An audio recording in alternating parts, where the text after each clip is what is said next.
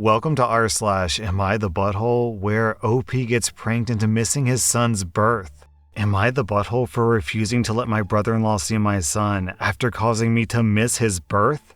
I'm a 30-year-old guy, and I have a few close friends from college that I hang out with, including my brother-in-law, my sister's husband, Austin. My wife and I are expecting our first baby, and because this was our first child, we struggled with understanding things like whether my wife was going into labor or just dealing with pain and soreness. So, a few times we ended up driving to the hospital for nothing. As a result, I've limited my time out with the guys, especially in the evening and nighttime. I've skipped hanging out with them to stay home by my wife's side to be ready for emergencies. My friends were upset that they hadn't seen much of me in a while. I explained the situation, but they kept giving me flack about it every time. Especially Austin, who kept pressuring me to go out for a few beers because he was in my shoes twice before and he has experience. He told me all the signs of labor to look out for and told me to just relax. One night I caved in and drove to Austin's farm since his birthday was a few days prior, and I missed it because my wife was sick. Austin wasn't happy that I missed his birthday and he whined about it. My wife was with my in-laws, and I wanted to call her, but I couldn't find my phone.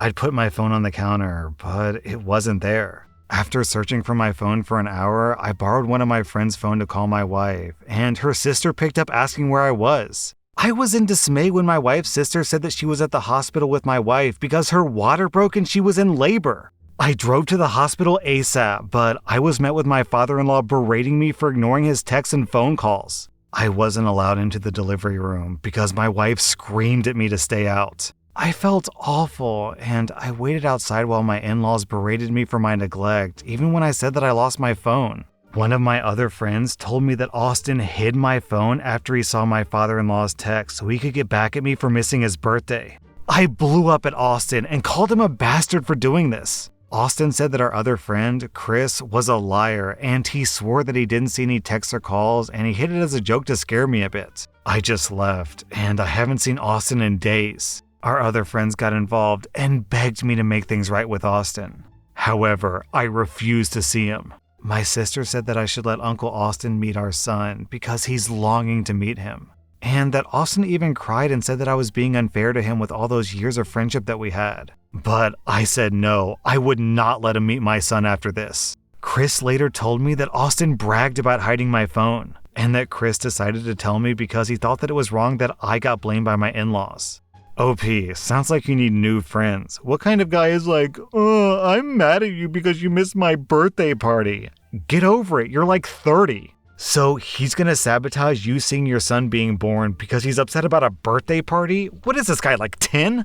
So for that, I'm giving Chris 4 out of 5 buttholes. However, that being said, OP, I think you deserve a butthole score too. It sounds like your wife was about to pop any second, and you decided to give in to peer pressure and hang out with your friends and have a beer. You're an adult, and you definitely should have kept better tabs on your stuff, especially when you're expecting a call from your pregnant wife. And on top of that, okay, you lost your phone. I get it, you can't find it, and you searched for an hour. Why search for an hour? Why not use one of your friends' phones to call your wife right then? So yeah, OP, you are for the most part the victim here, but you do have to take some responsibility for your actions, and your actions here were a bit reckless. So for that, OP, I have to give you 1 out of 5 buttholes, and I don't blame your wife at all for being mad at you. Am I the butthole for kicking out my brother for announcing his wife's pregnancy after I announced my daughter's diagnosis? My brother and his wife have suffered from not having kids for years. It's impacted them greatly. They love the kids in the family, but they've always wished that they could have kids of their own. Lately, our daughter Megan, who's 12, has had some serious health problems. She started suffering from anemia, loss of appetite, and recurrent fevers. We took her to the pediatrician, and from there, we learned that she has cancer. It was so devastating, and I didn't want to tell my family right away. Most of them have chronic conditions, and this type of news might trigger a negative reaction because they love Megan and would give everything to see her healthy. My friend suggested making the announcement on Facebook, but we decided against it. Oh my god.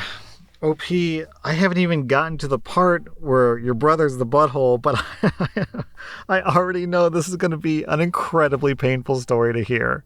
My husband and I decided to gather the family at my house this past Wednesday to announce Megan's diagnosis. My aunt did not take it well because she's so close to Megan, and she was rightly the most devastated person there. After a few minutes of complete silence, my brother started moving in his seat, saying there was something very serious he wanted to tell everyone. He was hesitant, but then he and his wife stood up and they said they found out they were expecting.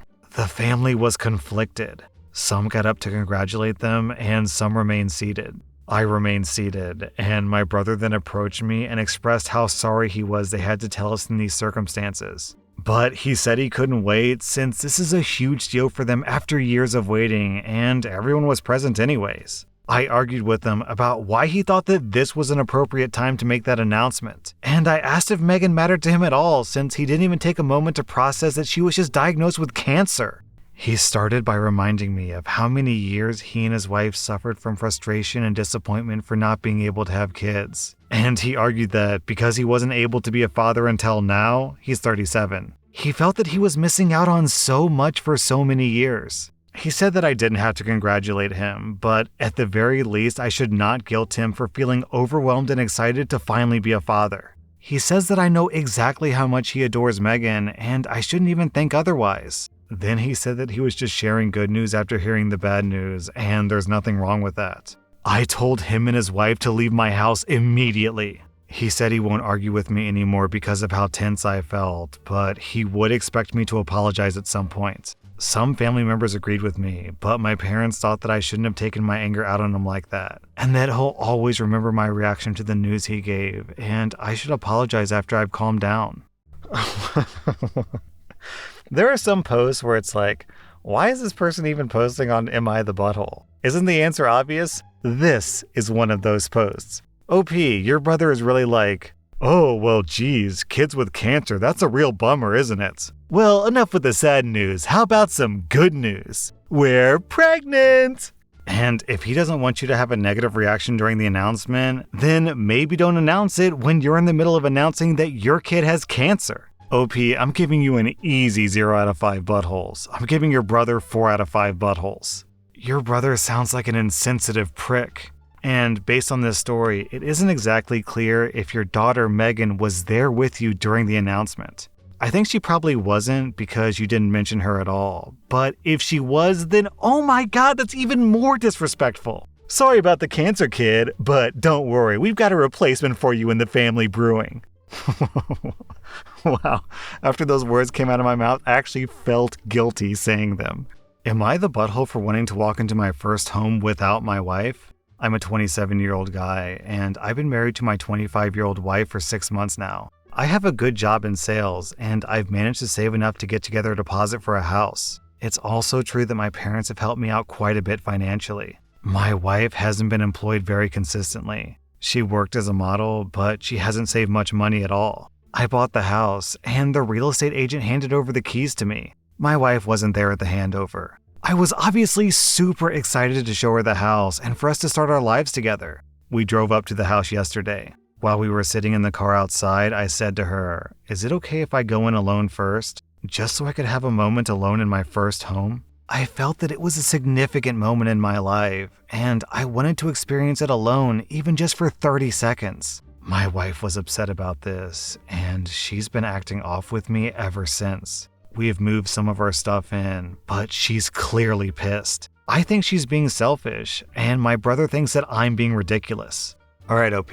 Instead of telling you what's going on here, I'm going to share a story from my own life, and you can see how me and my wife handle things differently from you and your wife. So I've got a YouTube channel. I've been a YouTuber for about 5 years. I started doing Overwatch content and then Fortnite content, and now I'm doing rSlash. I'm reading stories on Reddit, so it's taken me many years to get to this point. And my previous channels, which I don't make videos for anymore, never hit 1 million subscribers. And rSlash got extremely popular extremely quickly and just went crazily viral. And in the first year, I was approaching 1 million subs, and I was so excited for this because I had been grinding out, practicing, improving my skills as a YouTuber, learning about the algorithm, learning about what the YouTube audience wants.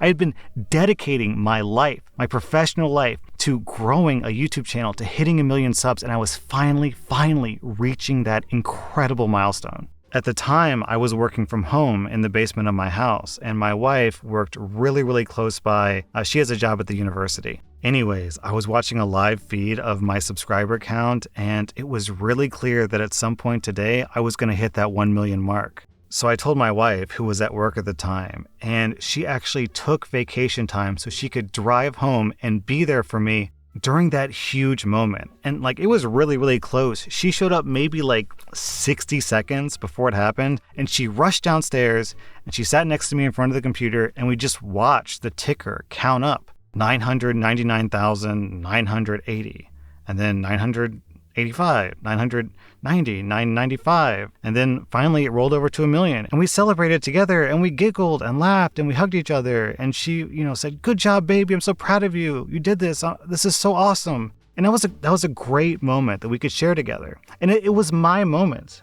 Don't get me wrong, this is my channel. It's my voice that you're listening to, not my wife's voice. But nonetheless, my wife wanted to be there to celebrate my accomplishment. And likewise, I wanted her to be there because it was a huge moment for me, and I want to share that part of my life with her. So reading this story, OP, that you've accomplished this great thing, you've apparently made a lot of money, you've been able to afford a house more or less on your own. I mean, your parents helped too, and you didn't really state whether or not your wife helped you either. That feels like an intentional omission, if I'm going to be honest with you. You did this thing, which admittedly is an accomplishment. Buying a house is no small task, but why would you not want to share that moment with the person that you've chosen to be your life partner? I don't understand. And honestly, OP, it's just sad. It's depressing. What's even the point of being married if you're not going to share your life with the person you're married to? OP, you sound like a major tool bag, and I don't blame your wife for being mad at you. It's super rude. And it's even worse than that, because not only is it just rude on the surface level, you've essentially made your wife feel unwelcome in her own home. How's she supposed to feel in her day-to-day life now that it's not her house, it's your house? What's the point of that? To make her feel humble? To make her feel lesser than you? To make your ego feel big? OP, you're being a real tool bag. I'm going to be honest with you. I'm giving you 3 out of 5 buttholes. I'm giving your wife 0 out of 5 buttholes. Am I the butthole for quitting a job on the spot when they gave me a bad evaluation after only working 15 hours?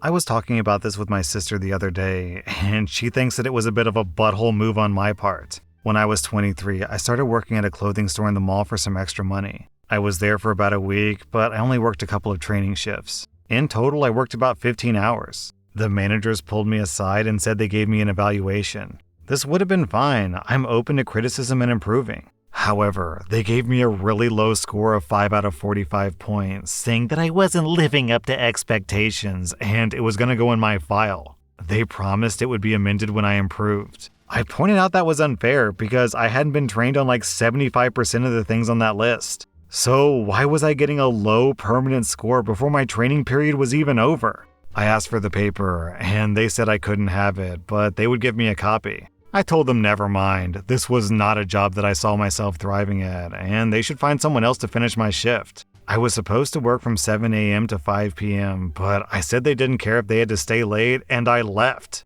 They tried to get me to not leave by saying they would give me a copy of the paper, but I just said that I wasn't going to work there anymore and went home. I found a new job babysitting until I finished my degree, and I've never set foot in that store again. So, am I the butthole?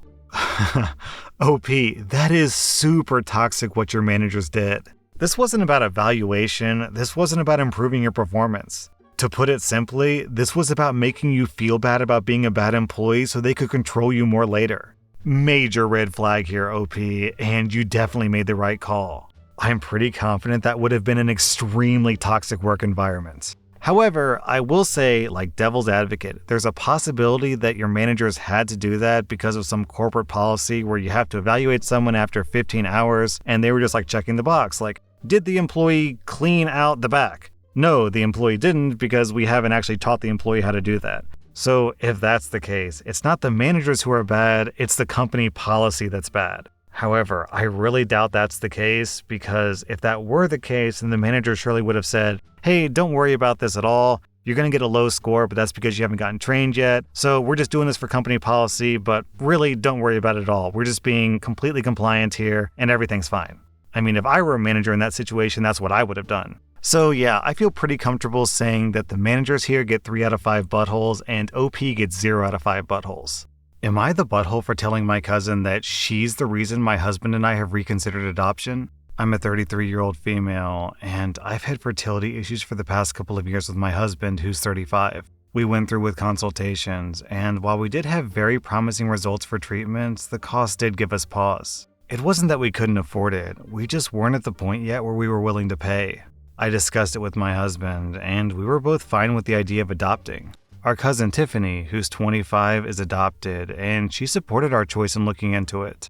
However, this was a couple of years back, and during that time, Tiffany was reunited with her birth parents, and she's been acting pretty hurtful to my aunt and uncle since then. She keeps making posts about how happy she is to know where she comes from, and she's happy about being reunited with her real family. She even talked about having her birth father walk her down the aisle as a chance to make up for lost time. Obviously, my uncle was very hurt about this, but when he voiced it, Tiffany got defensive. She called my uncle selfish, how this was about her, and that he knew what he signed up for when raising someone else's kid. Before the pandemic, Tiffany moved closer to where her biological mother lived so they could make up for lost time. And Tiffany kept making post after post about all the fun she was having meeting relatives, and how she video chatted with each of her biological parents multiple times a week. Meanwhile, she barely texted my uncle and aunt once a month. I could tell how heartbroken my aunt and uncle were, but I tried to give Tiffany her space. And the few times her aunt and uncle said anything, she accused them of being selfish and unsupportive. I think the biggest thing that broke them was when Tiffany promised to come for my aunt's birthday and was even given the money to travel to them, but then she never showed up. She called literally the day before to say that her biological mom had an emergency, so she wasn't going to make it, and she didn't give back the money. I am completely disgusted by Tiffany's behavior, and while I haven't completely ruled out adoption entirely, I did want to give medically assisted conception a try. My husband supported this, and we're now currently expecting a baby. After we made our announcement, Tiffany messaged me asking me why I would spend thousands of dollars creating a child when I could help one who already existed. I tried to play it off, but Tiffany kept pressing and calling me a bad person when there are so many children who desperately need a home. It got to the point where she was pissing me off, so I just came clean and said that her behavior towards the people who loved and raised her was the reason. Tiffany got really upset, but I didn't care. However, her parents are now starting to say that I was wrong, so am I the butthole? Down in the comments, I'm going to read this reply from Party Snacks. Not the butthole. Your cousin is actually horrific. I'm adopted, and I would never, ever, ever pull a stunt like this. I'm sorry that she's such a selfish person that she soured the idea of adoption for you. Yeah, I agree with this poster. If Tiffany thinks it's so important that these kids have a loving family, then why has she basically turned her back on the one family that's actually loved and raised her? Tiffany seems to think that adopted parents are basically just babysitters for 18 years. And then once the kid gets old enough, she can just completely turn her back on her adoptive parents in favor of her biological parents. OP, I'm giving you 0 out of 5 buttholes. Tiffany, on the other hand, gets 3 out of 5 buttholes. That was rSlash AmITheButthole, and if you like this content, check out my Patreon where I publish extra episodes. Also, hit that subscribe button because I put out new Reddit videos every single day.